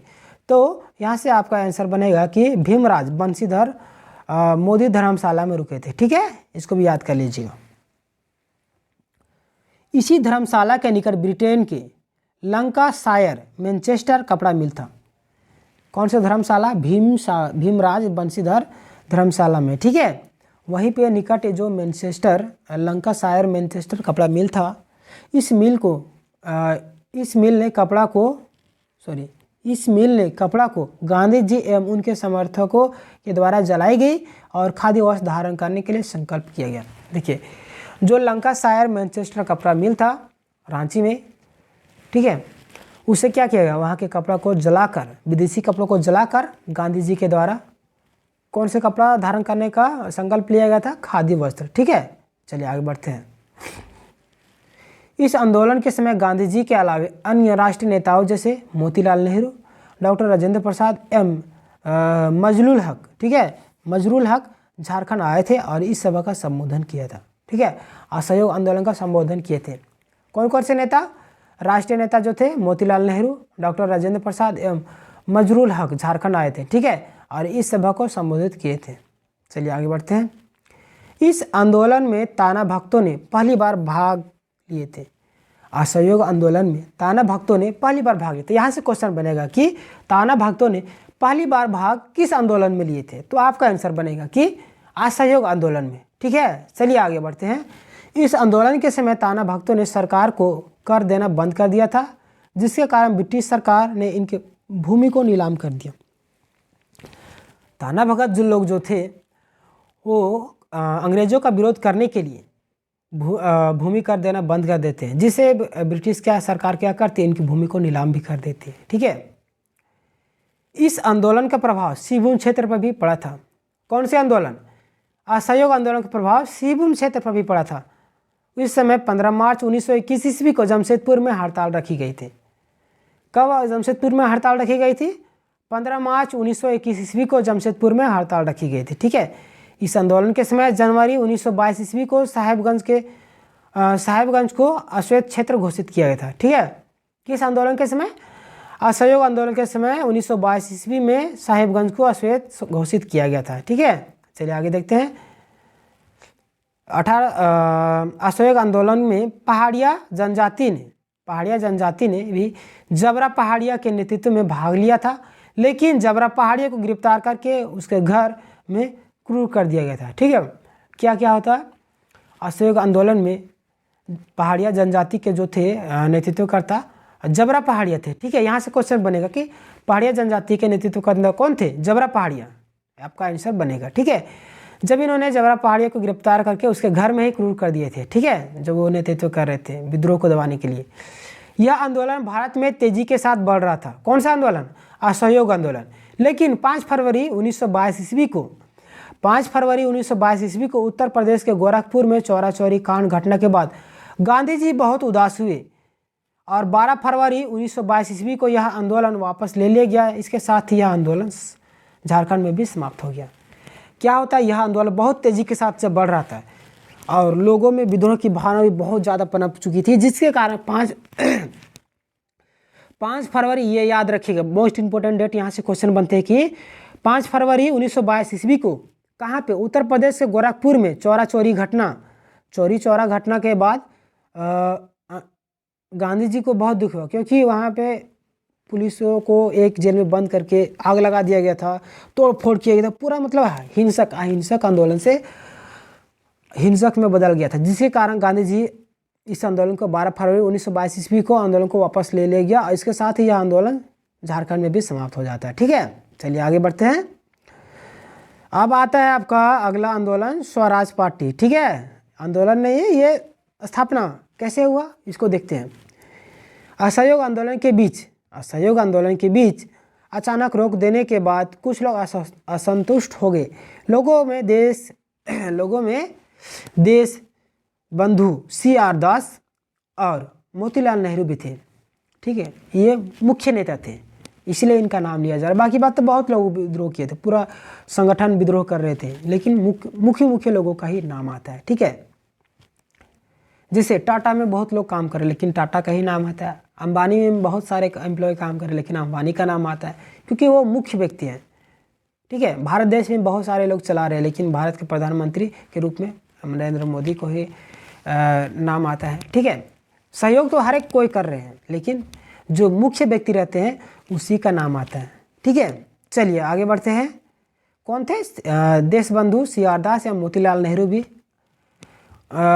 उदास हो गए थे। ठीक है, मतलब कि दुखी हो गए थे इस आंदोलन को वापस लेने से। चित्तरंजन दास मोतीलाल नेहरू भारतीय राष्ट्रीय कांग्रेस से अलग होकर 1923 ईस्वी में स्वराज पार्टी की स्थापना कर देते हैं। क्या होता है? असहयोग आंदोलन को जैसे ही वापस लिया गया तो क्या करते हैं? चित्तरंजन दास मोतीलाल नेहरू भारतीय राष्ट्रीय कांग्रेस से अलग होकर 1923 ईस्वी में स्वराज पार्टी की स्थापना कर देते हैं, क्योंकि वो लोग आंदोलन को रोकना नहीं चाहते थे। ठीक है, स्वराज पार्टी के अध्यक्ष चित्तरंजन दास एवं महासचिव मोतीलाल नेहरू थे। ठीक है, स्वराज पार्टी के जो अध्यक्ष थे वो चित्तरंजन दास एवं महासचिव मोतीलाल नेहरू थे, इसको भी याद कर लीजिएगा। ठीक है, यहाँ से भी मोस्ट इंपोर्टेंट क्वेश्चन बनते हैं। चलिए आगे बढ़ते हैं। स्वराज पार्टी का प्रभाव झारखंड क्षेत्र में भी पड़ा था। झारखंड में स्वराज पार्टी का प्रचारक समिति का गठन राम नारायण सिंह, देवकी प्रसाद सिन्हा के नेतृत्व में की गई थी। ठीक है, चलिए आगे देखते हैं। स्वराज पार्टी के द्वारा बिहार के प्रांतीय सचिव कृष्ण वल्लभ साहब को बनाया गया था। ठीक है, स्वराज पार्टी के द्वारा बिहार के प्रांतीय सचिव किसे बनाया था? कृष्ण वल्लभ साहब को बनाया गया था। ठीक है, चलिए आगे बढ़ते हैं। अगला आता है 1923 ईस्वी में बिहार विधान परिषद के चुनाव में स्वराज पार्टी में हजारीबाग के प्रतिनिधि कृष्ण वल्लभ सहाय कर रहे थे। ठीक है, 1923 ईस्वी में बिहार विधान परिषद के चुनाव में स्वराज पार्टी के हजारीबाग के प्रतिनिधि कौन कर रहे थे? कृष्ण वल्लभ सहाय कर रहे थे। ठीक है, स्वराज पार्टी के द्वारा संथाल परगना के कार्यभार सोनार सिंह खरवार ने सौंपा था। ठीक है, स्वराज पार्टी के द्वारा संथाल परगना के कार्यभार कौन सौंपा था? सोनार सिंह खरवार को सौंपा गया था। ठीक है, चलिए आगे बढ़ते हैं। 1923 ईस्वी के विधान परिषद चुनाव में दक्षिण संथाल परगना के प्रतिनिधि रामेश्वर लाल था। ठीक है, 1923 ईस्वी में विधान परिषद चुनाव में दक्षिण संथाल परगना के प्रतिनिधि कौन थे? रामेश्वर लाल थे। ठीक है, चलिए आगे बढ़ते हैं। अगला आंदोलन आता है साइमन कमीशन। साइमन कमीशन, ठीक है, चलिए आगे बढ़ते हैं। 1919 के बाद भारत शासन अधिनियम मॉन्टेग्यू चेम्सफोर्ड सुधार। ठीक है, साइमन कमीशन को मॉन्टेग्यू चेम्सफोर्ड सुधार भी बोलते हैं। 1919 के भारत शासन अधिनियम की समीक्षा के लिए 10 वर्ष के उपरांत एक संवैधानिक आयोग गठन करने की प्रावधान की गई। कब? 1919 में भारत शासन अधिनियम की समीक्षा के लिए 10 वर्ष के उपरांत एक संवैधानिक आयोग का गठन की गई थी। ठीक है, 1919 के भारत शासन अधिनियम में संवैधानिक आयोग गठन करने के प्रावधान 10 वर्ष के बाद की गई थी। 10 वर्ष की बात की गई थी, लेकिन ब्रिटिश सरकार के द्वारा 2 वर्ष में ही ब्रिटिश सरकार के द्वारा 2 वर्ष पूर्व ही 1927 ईस्वी में कर दी गई थी। क्या होता है कि 1919 में भारत शासन अधिनियम में संवैधानिक आयोग गठन करने की प्रावधान था। ठीक है, 10 वर्ष के बाद की गई थी, 10 वर्ष की बात की गई थी, लेकिन ब्रिटिश सरकार के द्वारा 2 वर्ष पूर्व ही 1927 ईस्वी में कर दी गई थी। ठीक है, 1927 ईस्वी में गठित साइमन कमीशन जॉन साइमन के नेतृत्व में की गई थी, जो 7 सदस्य थी। मतलब वहाँ पे 7 सदस्य लोग थे। इन 7 सदस्य अंग्रेज थे। देखिए कितना चालाक थे अंग्रेज लोग। साइमन कमीशन जो गठन किया गया था उसमें जो लोग थे वो भारतीय भी रहना चाहिए, लेकिन सारे लोग अंग्रेज थे, ताकि अंग्रेजों के विरुद्ध कोई फैसला ना कर सके। साइमन कमीशन 1928 ईस्वी में भारत पहुंचा। ठीक है, भारत पहुंचता है, लेकिन भारत के जिस क्षेत्र में यह कमीशन जाता था वहाँ उसका विरोध होती थी कि साइमन कमीशन वापस जाओ, क्योंकि कमीशन में सभी सदस्य अंग्रेज थे। क्यों होती थी? क्योंकि सभी सदस्य अंग्रेज थे। साइमन कमीशन भारत कब पहुंचा था? 1928 ईस्वी में। गठन कब हुआ था? 1927 ईस्वी में। ठीक है, चलिए आगे देखते हैं।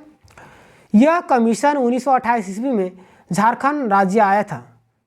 ठीक है, झारखंड में भी 1928 ईस्वी में आता है। यहाँ पर भी इसका विरोध किया गया। झारखंड में भी आए, लेकिन यहाँ पे भी इसका विरोध किया गया।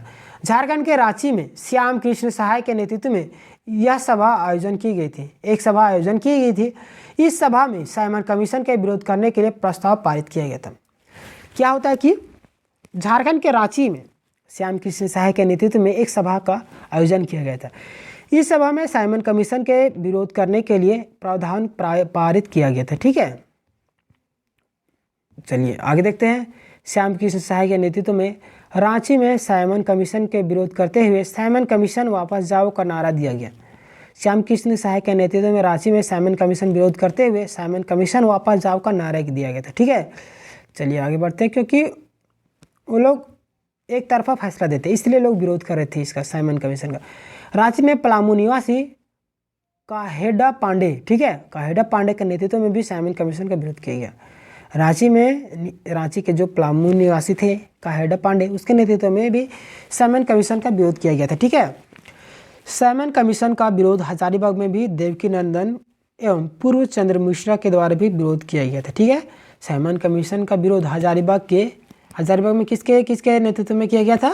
देवकी नंदन लाल एवं पूर्व चंद्र मिश्रा के द्वारा भी विरोध किया गया था। ठीक है, 1928 ईस्वी में छोटा नागपुर उन्नति समाज के द्वारा छोटा नागपुर अलग राज्य की मांग के लिए मांग पत्र साइमन को सौंपा गया था। ठीक है, कब? 1928 ईस्वी में छोटा नागपुर उन्नति समाज के द्वारा छोटा नागपुर अलग राज्य की, ठीक है, उसी समय साइमन कमीशन जिस समय था उसी समय अलग राज्य की मांग की गई थी। अब मांग पत्र साइमन कमीशन को भी सौंपा गया।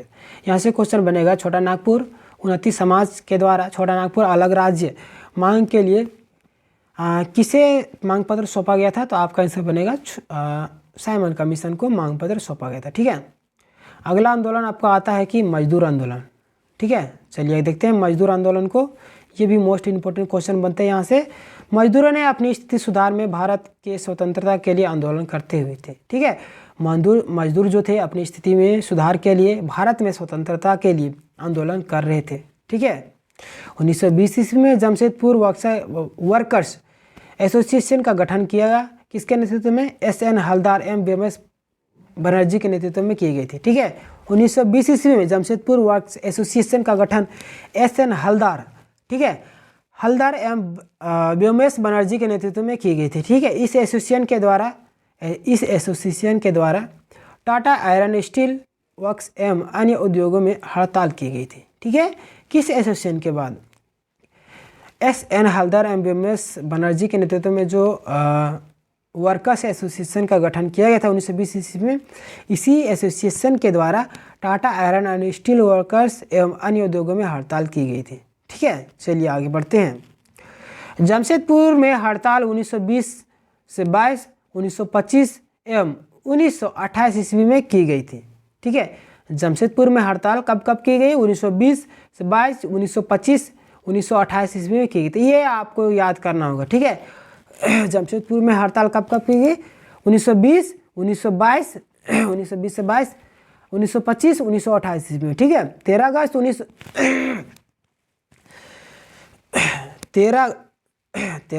1928 ईस्वी को सुभाष चंद्र बोस जमशेदपुर आए थे। यहाँ से क्वेश्चन बनेगा कि सुभाष चंद्र बोस जमशेदपुर कब आए थे? 13 अगस्त 1928 ईस्वी को। ठीक है, और उद्योग को मजदूर एवं प्रबंधक के बीच समझौता कर तोड़वाए थे। ठीक है, सुभाष चंद्र बोस कब आए थे? 13 अगस्त 1928 ईस्वी को सुभाष चंद्र बोस जमशेदपुर आए थे। ठीक है, और इन्होंने उद्योग के हड़ताल को मजदूर एवं प्रबंधक के बीच समझौता करा के तोड़वाए थे। चलिए आगे बढ़ते हैं। 20 अगस्त 1928 ईस्वी को सुभाष चंद्र बोस ने जमशेदपुर वर्कर्स एसोसिएशन के अध्यक्ष बनाया जाता है। ठीक है, जब वे मजदूर मालिकों और मजदूरों के बीच समझौता करा के इस आंदोलन को समाप्त किए थे, तो 20 अगस्त 1928 ईस्वी को सुभाष चंद्र बोस को जमशेदपुर वर्कर्स एसोसिएशन का अध्यक्ष बनाया गया था, जो 9 वर्षों तक अध्यक्ष पद पर रहे थे। ठीक है, यहाँ से क्वेश्चन बनेगा कि सुभाष चंद्र बोस कितने वर्षों तक अध्यक्ष के पद पर रहे थे? तो आपका आंसर बनेगा 9 वर्षों तक। ठीक है, 1929 ईस्वी में धनबाद के झरिया में जवाहरलाल नेहरू के नेतृत्व में भारतीय ट्रेड यूनियन कांग्रेस के सम्मेलन आयोजित किए गए थे। ठीक है, कब? 1919 ईस्वी में धनबाद के झरिया में जवाहरलाल नेहरू के नेतृत्व में भारतीय ट्रेड यूनियन कांग्रेस के सम्मेलन आयोजित किए गए थे। ठीक है, 1929 ईस्वी में जमशेदपुर के गोलमुरी में टेन कंपनी के मजदूरों ने अपनी मांगों को लेकर हड़ताल किए थे, जो 1938 ईस्वी में समाप्त हुआ था। क्या हुआ? 1929 ईस्वी में जमशेदपुर के गोलमुरी, ठीक है, गोलमुरी में टीन प्लेट कंपनी के मजदूरों ने अपनी मांगों को लेकर हड़ताल किए थे, जो 1938 ईस्वी में समाप्त हुआ था। ठीक है, चलिए आगे बढ़ते हैं। 1938 ईस्वी में अबुल बरी सिद्दीकी के द्वारा टाटा वर्क्स यूनियन का गठन किए गए थे। यहाँ से क्वेश्चन बनेगा कि 1938 ईस्वी में किसके द्वारा टाटा वर्क्स यूनियन का गठन किया गया था? तो आपका आंसर बनेगा अब्दुल बरी सिद्दीकी के द्वारा। ठीक है, अब हमारे पास आता है मोस्ट इम्पोर्टेंट आंदोलन, उसका नाम है सविनय अवज्ञा आंदोलन। ठीक है, सविनय अवज्ञा आंदोलन 1929 ईस्वी में लाहौर में पंडित जवाहरलाल नेहरू के नेतृत्व में पंडित जवाहरलाल नेहरू को अध्यक्ष में कांग्रेस अधिवेशन हुई थी। ठीक है, अध्यक्षता 1929 ईस्वी में लाहौर में पंडित जवाहरलाल नेहरू की अध्यक्षता में कांग्रेस के अधिवेशन हुई थी। ठीक है, लाहौर अधिवेशन में पूर्ण स्वराज के मांगों को लेकर प्रस्ताव पारित किए गए, साथ ही पूर्ण स्वाधीनता के लिए भी प्रस्ताव पारित किए थे। कब? 1929 ईस्वी में। याद कीजिएगा, ये मोस्ट इंपोर्टेंट क्वेश्चन बनते हैं कि कब लाहौर अधिवेशन में पूर्ण स्वराज के मांगों को प्रस्ताव पारित की गई थी? तो 1929 ईस्वी में। ठीक है, साथ ही स्वाधीनता के लिए भी प्रस्ताव पारित की थी। 31 दिसंबर 1929 ईस्वी को रावी नदी के तट पर स्वतंत्रता के लिए झंडा फहराया गया था। ये क्वेश्चन मोस्ट इंपोर्टेंट है। ठीक है, झारखंड के इतिहास के लिए भी और भारत के इतिहास में भी ये क्वेश्चन बनते हैं। ठीक है, हिस्ट्री में कि कब लाहौर में झंडा फहराया गया था? तो आपका आंसर है 31 दिसंबर 1929 ईस्वी को रावी नदी के तट पर स्वतंत्रता के लिए झंडा फहराया गया था, और इस दिन घोषणा की गई थी कि 26 जनवरी 1930 ईस्वी को पूर्ण स्वाधीनता दिवस के रूप में मनाई जाएगी। ठीक है, इसीलिए 26 जनवरी को हमारा झंडा फहराया जाता है, भारत का तिरंगा। ठीक है, चलिए आगे बढ़ते हैं। 26 जनवरी 1930 ईस्वी को भारत में पूर्ण स्वाधीनता दिवस के रूप में अलग अलग स्थानों पर झंडा फहराया गया। इसका प्रभाव झारखंड क्षेत्र पर भी पड़ा था। ठीक है, 26 जनवरी 1930 ईस्वी को भारत के पूर्ण स्वाधीनता के रूप में अलग अलग स्थानों पर झंडा फहराया गया था। इसका प्रभाव झारखंड क्षेत्र पर भी पड़ा था। झारखंड के हजारीबाग में लाठीचार्ज के बीच कृष्ण वल्लभ साय के द्वारा जिला परिषद के द्वार पर झंडा फहराया गया। यहाँ से मोस्ट इंपॉर्टेंट क्वेश्चन बनेगा कि हजारीबाग में लाठी खाते हुए किसके द्वारा जिला परिषद के द्वार पर झंडा फहराया गया था? तो आपका आंसर बनेगा कृष्ण वल्लभ साय के द्वारा जिला परिषद के द्वार पर झंडा फहराया गया था। ठीक है, चलिए आगे बढ़ते हैं। इसका प्रभाव रांची पर भी पड़ा था। किसका प्रभाव? किसका प्रभाव रांची क्षेत्र पर भी पड़ा था? तो आपका आंसर बनेगा सविनय अवज्ञा आंदोलन का। ठीक है, चलिए आगे बढ़ते हैं।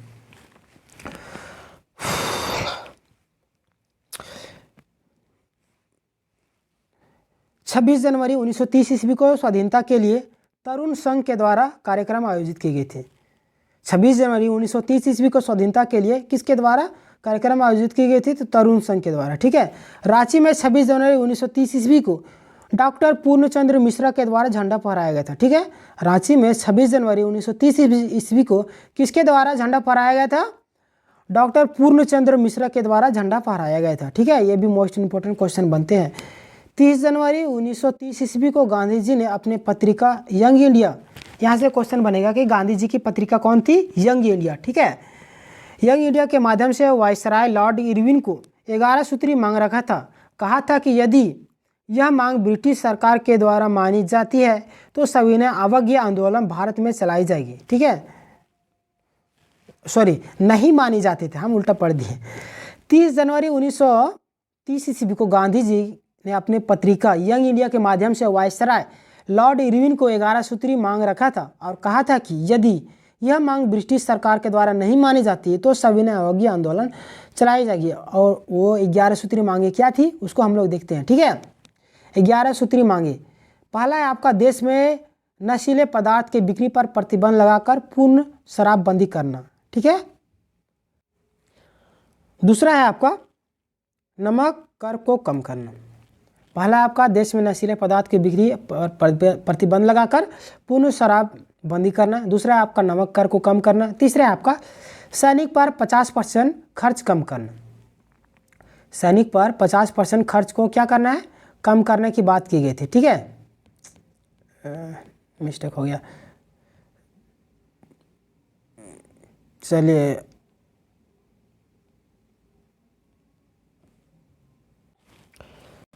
और लगान में 50% की कमी करना। लगान में भी 50% की कमी करने की बात की गई थी। ठीक है, पांचवा है आपका सिविल सेवकों के खर्चे में कमी करना। सिविल सेवक के जो खर्चे किए जाते थे उसमें भी कमी करने की बात की थी। छठा है आपका भारतीयों को बंदूक रखने की लाइसेंस देना।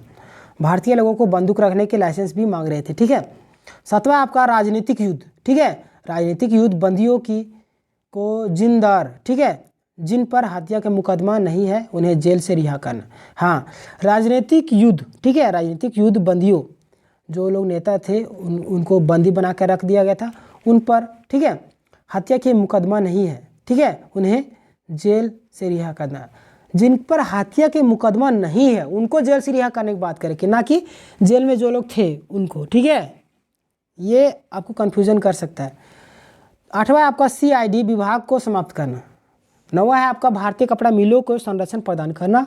10वां आपका तटीय नौवहन क्षेत्र भारतीयों के लिए आरक्षित करना। ठीक है, 11 आपका रुपये के विनिमय दर को कम करना। रुपये के विनिमय दर को कम करना।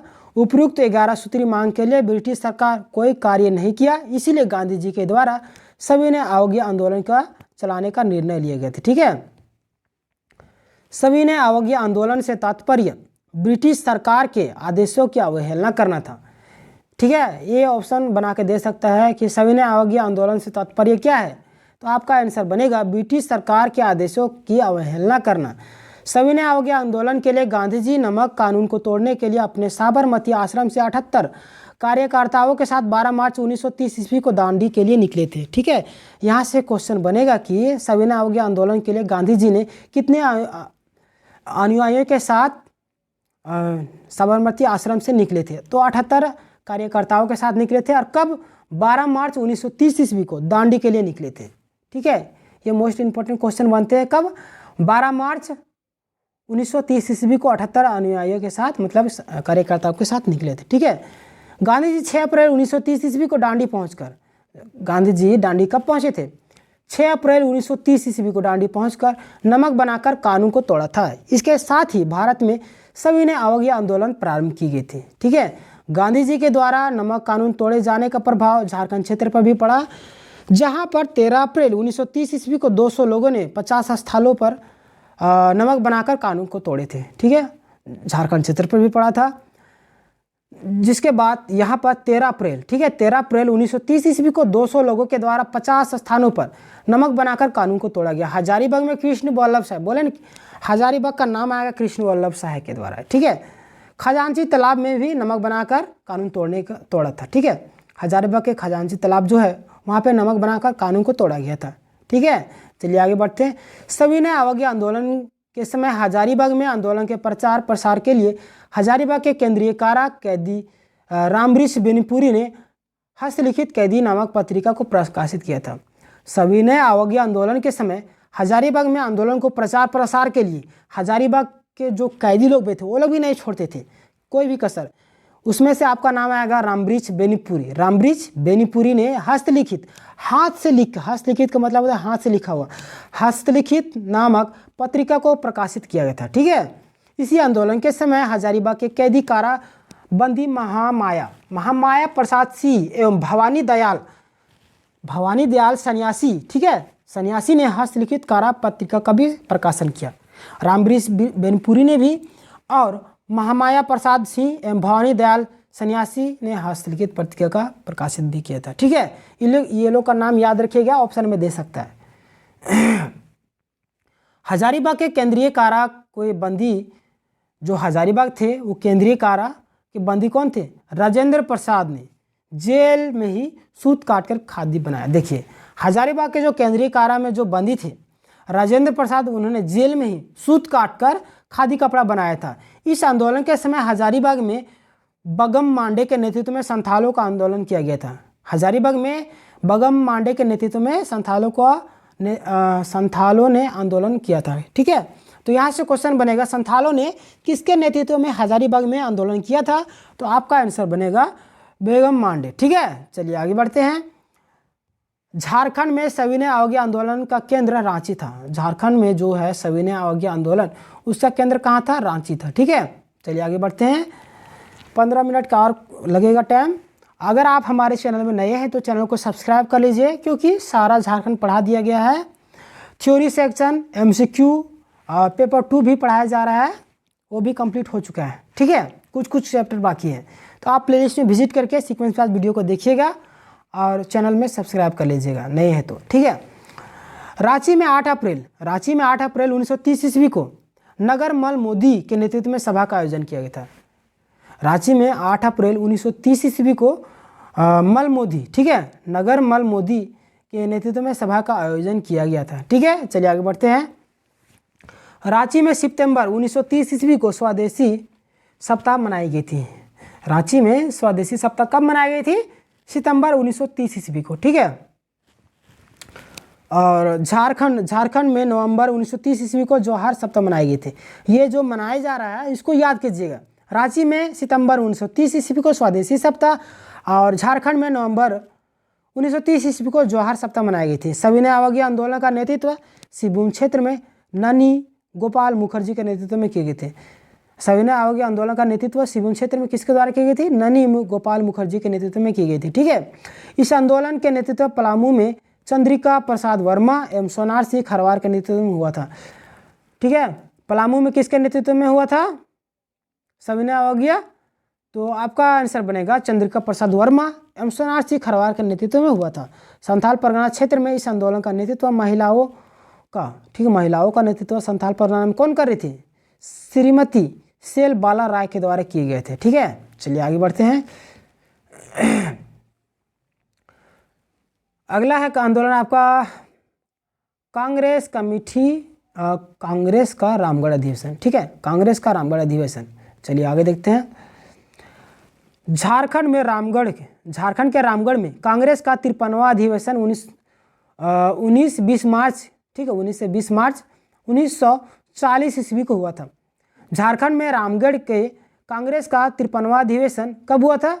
19 से 20 मार्च 1940 ईस्वी को हुआ था। ठीक है, इस अधिवेशन की अध्यक्षता अबुल कलाम आज़ाद थे। कांग्रेस के रामगढ़ अधिवेशन की अध्यक्षता कौन कर रहे थे? अबुल कलाम आज़ाद। ठीक है, चलिए आगे बढ़ते हैं। इस आंदोलन का आयोजन के इस अधिवेशन का आयोजन इसी सभा स्थल में मजहल उल हक के नाम पर मजहल नगर रखा गया। ठीक है, क्या इस आंदोलन मतलब कौन सा? कांग्रेस रामगढ़ अधिवेशन का आंदोलन जो, ठीक है, उसी समय उस जो सभा आयोजन हो रहा था उस स्थल को क्या कहते? मजहर उल हक के नाम पर। ठीक है, मजहर उल हक के नाम पर मजहर नगर रखा गया था। और इस सभा स्थल का मुख्य जो द्वार था बिरसा भगवान मुंडा के नाम पर बिरसा द्वार रखा गया था। ठीक है, चलिए आगे बढ़ते हैं। इस अधिवेशन के स्वागत समिति का अध्यक्ष डॉक्टर राजेंद्र प्रसाद थे। इस अधिवेशन के स्वागत समिति के अध्यक्ष कौन थे? डॉक्टर राजेंद्र प्रसाद। कौन सा अधिवेशन? कांग्रेस का रामगढ़ अधिवेशन। ठीक है, उसके स्वागत समिति के अध्यक्ष कौन थे? डॉक्टर राजेंद्र प्रसाद। इसके द्वारा स्वागत भाषण दी गई, जिसके अनुमोदन से जेपी कृपलानी के द्वारा की गई थी। ठीक है, जिसका अनुमोदन किसके द्वारा किए गए थे? जेपी कृपलानी। चलिए आगे बढ़ते हैं। इस अधिवेशन से पूर्व गांधी जी के द्वारा 14 मार्च को रामगढ़ के खादी ग्रामोद्योग में शुभारंभ किया गया था। ठीक है, इस अधिवेशन मतलब कांग्रेस का रामगढ़ अधिवेशन से पूर्व ही गांधी जी के द्वारा 14 मार्च को रामगढ़ में खादी ग्रामोद्योग ठीक है की शुभारंभ किया गया था। कब? 14 मार्च को। ठीक है, 15 से 18 मार्च के मध्य रामगढ़ में 15 से 18 मार्च के मध्य रामगढ़ में कांग्रेस कार्यकारी की बैठक आयोजित की गई थी। कब? 15 से 18 मार्च। ठीक है, इस अधिवेशन में ताना भक्तों ने भाग लिया था। किसमें? कांग्रेस का रामगढ़ अधिवेशन में ताना भक्तों ने क्या किया लिया था? भाग लिया था। गांधी जी को उसी समय 400 रुपये के थैली मतलब कि प्रदान की गई थी, पोटली। ठीक है, जिसमें गांधी झारखंड आए थे। चलिए आगे बढ़ते हैं। इस अधिवेशन में अबुल कलाम आज़ाद अध्यक्षीय भाषण दिया था। इस अधिवेशन कांग्रेस रामगढ़ अधिवेशन में अबुल कलाम आज़ाद जो थे अध्यक्षीय भाषण दिए थे। इसमें अन्य राष्ट्रीय नेताओं के द्वारा भी भाषण दिए गए थे। अन्य राष्ट्रीय नेता जो थे उसके द्वारा भी भाषण दिए गए थे। इस अधिवेशन में एकमात्र सत्याग्रह का प्रस्ताव पारित की गई थी। ठीक है, जिसे जवाहरलाल नेहरू के द्वारा पेश की गई थी और जे.बी. कृपलानी ने अनुमोदन दिया था।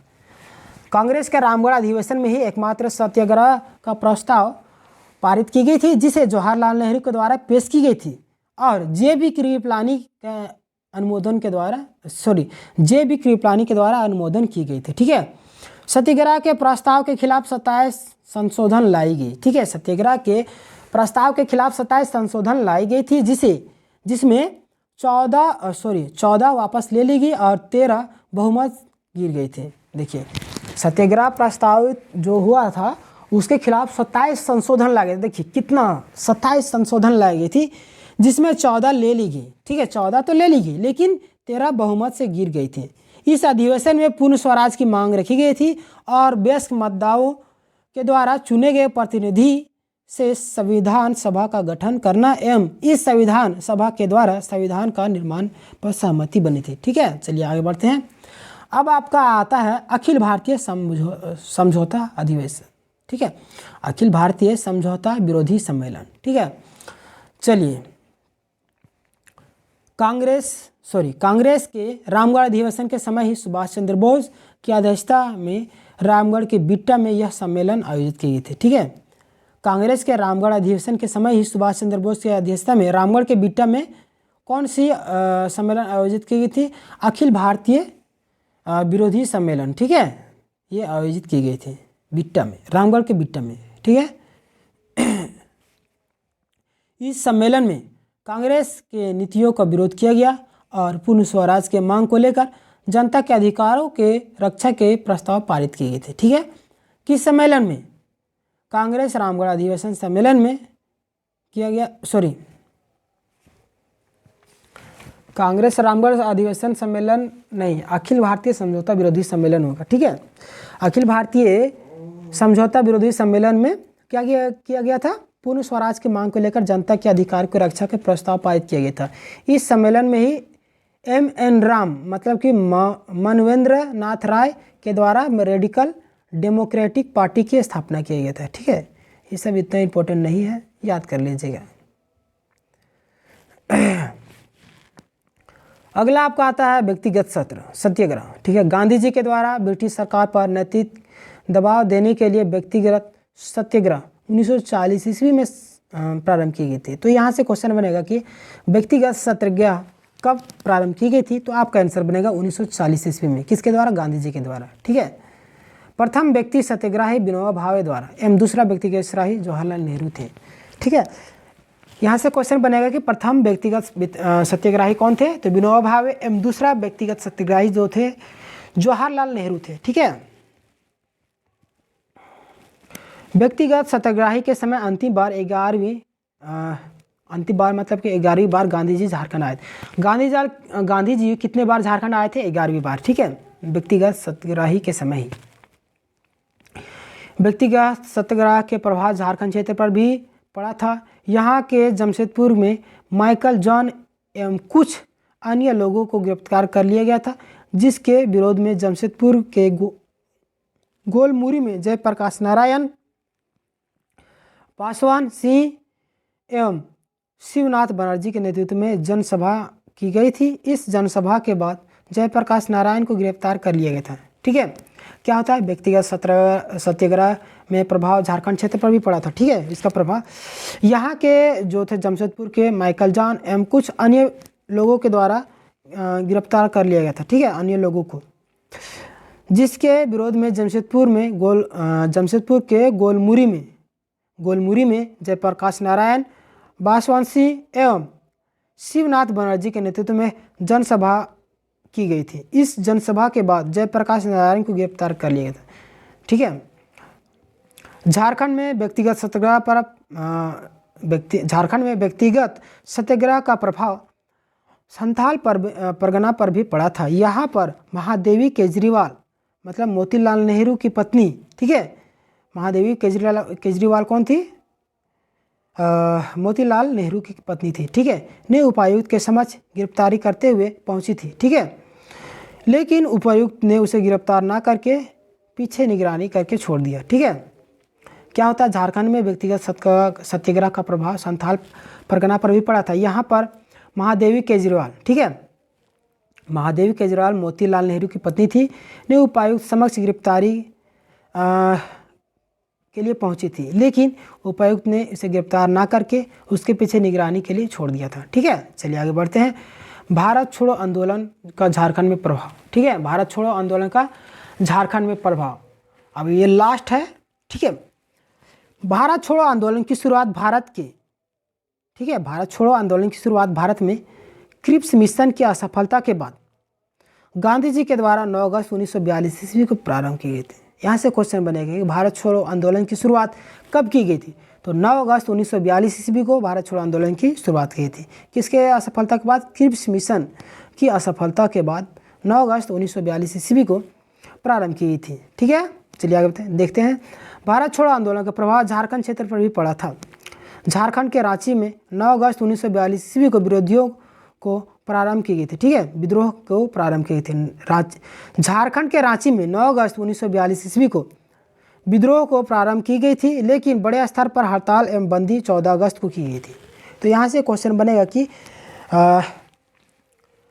भारत छोड़ो आंदोलन का झारखंड में प्रभाव कब हुआ था? 9 अगस्त 1942 को तो शुरू हुई, लेकिन विद्रोह जो हुआ था बड़े स्तर पर हड़ताल बंदी 14 अगस्त को हुआ था। ठीक है, 10 अगस्त को नारायण चंद्र लहरी ने, ठीक है, 10 अगस्त को नारायण चंद्र लहरी को रांची में गिरफ्तार किया गया था। ठीक है, चलिए आगे देखते हैं।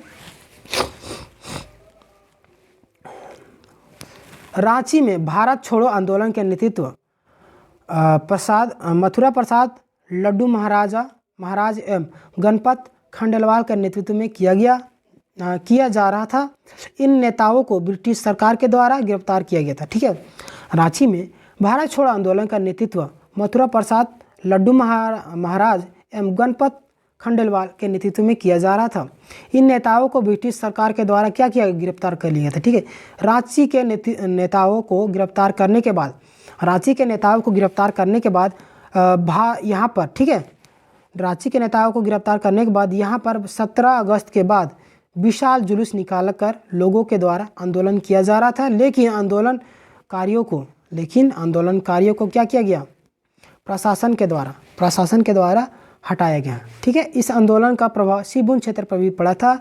यहाँ पर आंदोलन 10 अगस्त को प्रारंभ किए गए थे। सिबुन क्षेत्र में भारत छोड़ो आंदोलन का प्रभाव पड़ा था। यहाँ पर कब प्रारंभ किए गए आंदोलन, 10 अगस्त को आंदोलन प्रारंभ किए गए थे। ठीक है, चलिए आगे देखते हैं। सिबुन क्षेत्र में इस आंदोलन का नेतृत्व A.K. घोष, B.N. बनर्जी एवं B.P. सिन्हा के द्वारा किया गया था। कितना लंबा नाम है।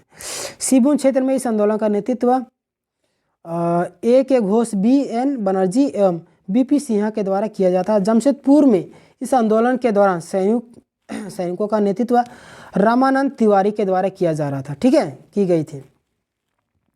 रामानंद तिवारी ने 60 सदस्यीय इकबाली सिपाही दल का गठन किया था। 60 सदस्यीय इकबाली सिपाही दल का गठन किसने किया था, रामनाथ तिवारी ने। ठीक है, घाटशिला में मद्रासी एवं उड़ीसा मजदूरों के द्वारा मशाल जुलूस निकाला गया था। ठीक है, घाटशिला में मद्रासी एवं उड़ीसा मजदूरों के द्वारा क्या किया गया था, मशाल जुलूस निकाला गया था। ठीक है, गुमला जिला के बिशुनपुर में 18 अगस्त को थाना में आग लगा दी गई थी। ठीक है, गुमला जिला के बिशुनपुर में 18 अगस्त को भी थाना में आग लगा दिया गया था। लोहरदगा के नदिया उच्च विद्यालय के विद्यार्थियों ने झंडा फहराया था। ठीक है, लोहरदगा के नदिया उच्च विद्यालय के विद्यार्थियों ने वहाँ पे क्या किया था, झंडा फहराया था। इस आंदोलन का प्रभाव हजारीबाग में भी पड़ा था। यहाँ पर 11 अगस्त को श्रीमती सरस्वती देवी के नेतृत्व में आंदोलन किया गया था। हजारीबाग में किसके नेतृत्व में आंदोलन किया गया था, श्रीमती सरस्वती देवी के नेतृत्व में भारत छोड़ो आंदोलन का नेतृत्व। ठीक है, चलिए आगे बढ़ते हैं। हजारीबाग जिला के कोडरमा अबरक खान के मजदूरों ने हड़ताल किया था एवं धनबाद में आंदोलनकारियों ने रेलवे स्टेशन एवं डाकघरों को जला दिया था। हजारीबाग जिला के कोडरमा अबरक खान के मजदूरों ने हड़ताल किया एवं धनबाद के आंदोलनकारियों ने रेलवे स्टेशन डाकघरों को भी जला दिया था। इस आंदोलन के समय 11 अगस्त को श्रीमती सरस्वती देवी गिरफ्तार किए गए। श्रीमती सरस्वती देवी को कब गिरफ्तार किया गया, यहाँ से ये क्वेश्चन मोस्ट इंपोर्टेंट बन सकता है। 11 अगस्त को श्रीमती सरस्वती देवी को गिरफ्तार कर लिया गया था। ठीक है, हजारीबाग में 10 अगस्त को सुखलाल सिंह एवं राम नारायण सिंह को गिरफ्तार करके हजारीबाग जेल में बंद कर दिया गया था। 11 अगस्त को श्रीमती सरस्वती देवी को गिरफ्तार किया गया और हजारीबाग में 10 अगस्त को सुखलाल सिंह एवं राम नारायण सिंह को गिरफ्तार करके हजारीबाग जेल में बंद कर दिया गया था। ठीक है, इस आंदोलन के दौरान 9 अगस्त 1942 ईस्वी को हजारीबाग सेंट्रल जेल से जयप्रकाश नारायण ने अपने 5 साथियों गुलाबी सोनार, योगेंद्र शुक्ला, रामानंद मिश्रा, शालिग्राम सिंह एवं सूरत नारायण सिंह के साथ भाग गया था। अभी बोले थे ना इससे पहले ही कि हजारीबाग सेंट्रल जेल जो है इसी के नाम पर पड़ा है। किनके नाम पर, ये क्वेश्चन बनता है, जयप्रकाश नारायण। ठीक है, ये क्या किए थे, 9 नवंबर को, कब भागे थे, 9 नवंबर 1942 ईस्वी को। ठीक है, 9 नवंबर 1942 ईस्वी को भारत छोड़ो आंदोलन के समय में ही हजारीबाग के सेंट्रल जेल से जयप्रकाश नारायण अपने 5 साथी कौन कौन थे, गुलाबी सोनार, योगेंद्र शुक्ला, रामनाथ मिश्रा, शालिग्राम सिंह एवं सूरत नारायण सिंह क्या किए थे, उनके साथ वो भाग गए थे। ठीक है, चलिए आगे देखते हैं। जयप्रकाश नारायण उसके 5 साथियों को हजारीबाग जेल से भागने के बाद, इस जेल के बाद सुखलाल सिंह, कृष्ण बल्लभ साय एवं राम नारायण सिंह को हजारीबाग जेल से भागलपुर जेल में स्थानांतरित कर दिया गया था। ठीक है, जब भाग गए जयप्रकाश नारायण उनके 5 साथियों को जेल से भागने के बाद, इस जेल के बाद जो सुखलाल सिंह थे, कृष्ण बल्लभ साय एवं राम नारायण सिंह जो थे, हजारीबाग जेल से भागलपुर जेल में स्थानांतरित कर दिया गया था। ठीक है, इस आंदोलन का प्रभाव पलामू जिला पर भी पड़ा था। यहाँ पर यह आंदोलन 11 अगस्त को शुरू हुआ था। पलामू में कब शुरू हुआ था आंदोलन, 11 अगस्त को शुरू हुआ था। ठीक है, पलामू में इस आंदोलन का नेतृत्व महावीर वर्मा, जदुनाथ सहाय, गौरीशंकर ओझा एवं महिलाओं का नेतृत्व कुमारी राजेश्वरी सरोजदास कर रहे थे। ठीक है, पलामू में इस आंदोलन का नेतृत्व कौन कौन कर रहे थे? महावीर वर्मा, यदुनाथ सहाय, गौरी शंकर ओझा एवं महिलाओं का नेतृत्व कुमारी राजेश्वरी सरोजदास कर रहे थे। ठीक है, पलामू के जपला सीमेंट कारखाना में के मिथिलेश कुमार सिंह मजदूरों का नेतृत्व कर रहे थे। ठीक है, पलामू के जपला सीमेंट कारखाना से कौन कर रहे थे नेतृत्व? मिथिलेश कुमार सिंह। ठीक है, मजदूरों का नेतृत्व कर रहे थे। इस आंदोलन का प्रभाव संथाल परगना पर भी पड़ा था। किस आंदोलन का प्रभाव? भारत छोड़ो आंदोलन का प्रभाव। ठीक है, संथाल परगना पर पड़ा था। संथाल परगना के देवघर में इस आंदोलन का नेतृत्व विनोदानंद झा के द्वारा किया जा रहा था। इसी ने इस आंदोलन के समय गोड्डा के कचहरी में झंडा फहराया था। ठीक है, संथाल परगना के देवघर में इस आंदोलन का नेतृत्व विनोदानंद झा के द्वारा किया जा रहा था। ठीक है, इसी ने इस आंदोलन के समय गोड्डा के कचहरी में झंडा फहराया था। संथाल परगना के प्रफुल्ल चंद पटनायक इस आंदोलन के समय अंग्रेजों का मजबूती से सामना कर रहा था। इसीलिए इसे एवं इसके 3 साथियों को पकड़ने के लिए ब्रिटिश सरकार ने 200 रुपये का इनाम रखा था। ठीक है, किसके लिए 200 रुपये का इनाम रखा था? संथाल परगना के प्रफुल्ल चंद्र पटनायक इस आंदोलन के समय अंग्रेजों का मजबूती से प्रफुल्ल चंद्र पटनायक, ठीक है, मजबूती से सामना कर रहे थे। इसीलिए इसे एवं इसके साथियों को पकड़ने के लिए ब्रिटिश सरकार ने 200 रुपये का इनाम भी रखा था। विनोदानंद झा को इस आंदोलन के समय 11 अगस्त को बिकना पहाड़ी यानी पटना से गिरफ्तार कर लिया गया था। ठीक है, तो दोस्तों यहाँ तक थी आपका क्या आंदोलन। ठीक है, अब आपका आ जाएगा झारखंड राज्य निर्माण आंदोलन। तो इसको हम लोग नेक्स्ट डे में देखेंगे। तब तक आशा करता हूँ आपको वीडियो पसंद आई होगी। अगर आप हमारे चैनल में नए हैं तो चैनल को सब्सक्राइब करके बेल आइकन को भी दबाकर ऑल कर लीजिएगा, ताकि हमारी वीडियो सबसे पहले आप तक पहुंच जाए। जैसे सीजीएल पेपर 2 और उत्पाद सिपाही के लिए भी पेपर 2 का प्लेलिस्ट बना हुआ है। आप हमारे चैनल में विजिट करके प्लेलिस्ट में सीक्वेंस वाइज वीडियो को देख सकते हैं। ठीक है, मिलेंगे नेक्स्ट वीडियो में, तब तक के लिए धन्यवाद। यहाँ तक आपका राष्ट्रीय आंदोलन समाप्त हो जाता है। ठीक है, धन्यवाद।